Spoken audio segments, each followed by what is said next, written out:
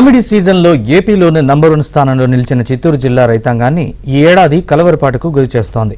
ప్రకృతి వైపరీత్యాల కారణంగా ఈ ఏడాది మామిడి ఆలస్యం కానుంది. వాతావరణ మార్పుల కారణంగా జల్లు పూత అసలుకే మోసం వస్తుందా అన్న ఆందోళనతో రైతులు సతమతమవుతున్నారు.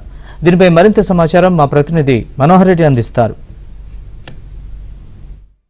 ఈ సీజన్ మామిడి చిత్తూరు జిల్లా మామిడి రైతాంగాన్ని తీవ్ర కలవరపాటుకు గురిచేస్తుంది. ఎందుకంటే విపరీతమైనటువంటి పూత ఇప్పటికే రావడం జరిగింది. మరి ఆ పూత ఎంతవరకు కాయ రూపంలో నిలుస్తుంది, అదేవిధంగా ఈసారి సీజన్ కొంత ఆలస్యమైనటువంటి నేపథ్యంలో పెట్టుబడులు పెట్టి మందులు పిచికారి చేసినటువంటి రైతాంగానికి ఇప్పటికే పెట్టుబడులు కొంత భారంగా మారినటువంటి పరిస్థితులు.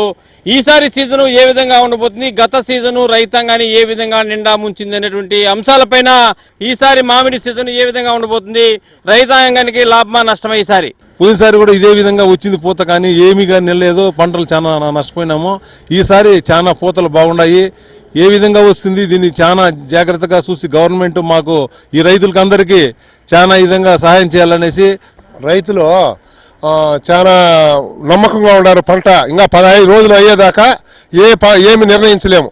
ఇది ఉంటుందా పంట ఇదే మారా లేదా పోయినసారి మారా ఊడితుందా అనేది ఇంకా 15 రోజులు పోతేనే తెలుస్తుంది, లేకుండా పోతే మనకు నికరంగా తెలియదు.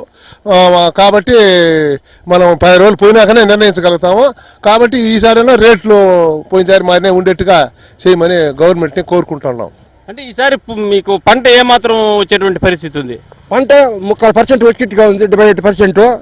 కానీ అది వస్తుందా అనేది మనకి ఇప్పుడే చెప్పలేము. రాని పరిస్థితుల్లో గవర్నమెంట్ ఆదుకోవాలని మేము కోరుకుంటున్నాం. అంటే ఇప్పుడు పెట్టుబడులు పెట్టినటువంటి పెట్టుబడి అయిన రైతుకు వస్తుందా లేదా ఏమి? పెట్టుబడి పూర్తిగా రాలేదు సార్. పెట్టుబడి వచ్చింటే రైతు చాలా ఇదిగా ఉంటారు కదా.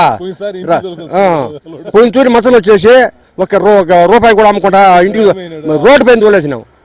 అది పరిస్థితి. ఈ తూరి అమ్మాయి రాకుండా గవర్నమెంట్ ఆదుకోవాలని కోరుకుంటున్నాం.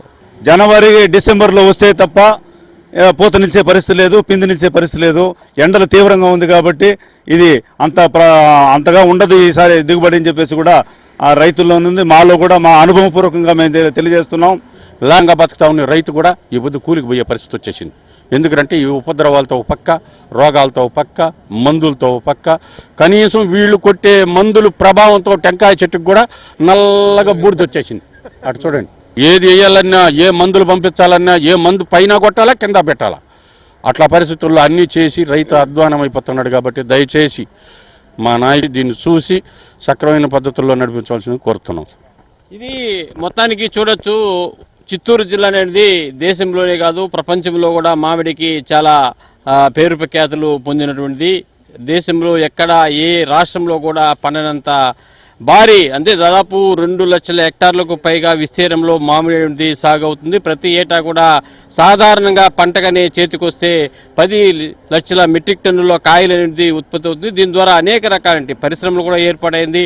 ఈ నేపథ్యంలోనే ఒక పక్క ఫ్యాక్టరీ యాజమాన్యాలను కూడా సిండికేట్ కావడం, అదేవిధంగా ఉపద్రవాలు అనేది ఈ రైతులపైన తీవ్రంగా ప్రభావాన్ని చూపిస్తున్నాయి. కాబట్టి ఈ పంట ఎంత చేతికి వస్తుంది ఏమిటి చూసినా మొత్తానికి ఈసారి సీజన్ మాత్రము రైతాంగానికి తీవ్ర కలవరపాటుకైతే గురి చేస్తుందనే చెప్పాలి.